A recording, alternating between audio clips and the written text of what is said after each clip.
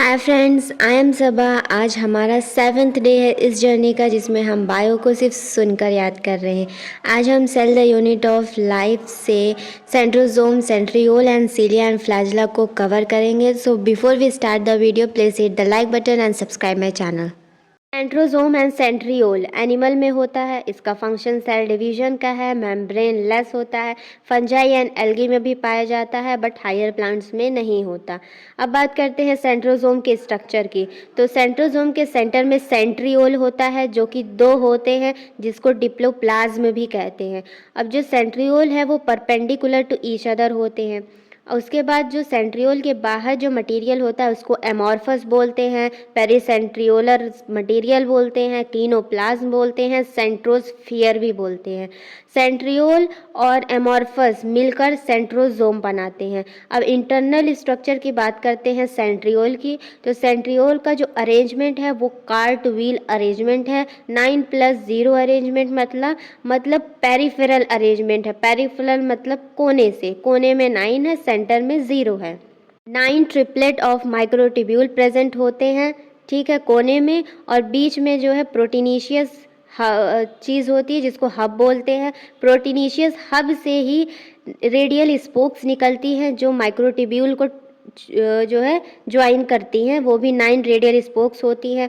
अब जो माइक्रोट्यूब्यूल एक दूसरे से जो लिंक है वो एसी लिंकर कहलाता है।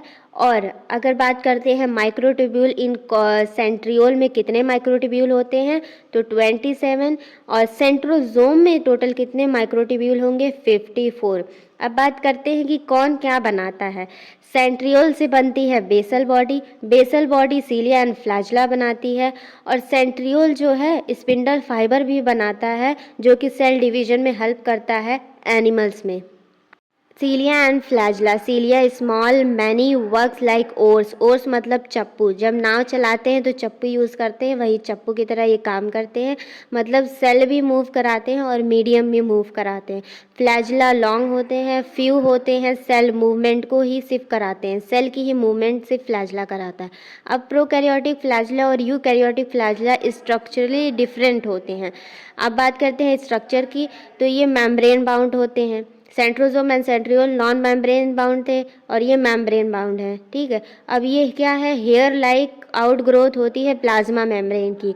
एक तरह से ये एक्सटेंशन है प्लाज्मा मेम्ब्रेन का, सीलिया एंड फ्लैजेला। अब प्लाज्मा मेम्ब्रेन के अंदर जो मटेरियल कोर होता है, कोर को एक्सोनीम भी कहते हैं।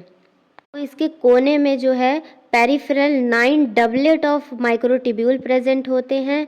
और बीच में जो सेंटर में central two microtubule 2 microtubule present होते हैं। उसके बाहर जो है सेंट्रल शीथ होती है।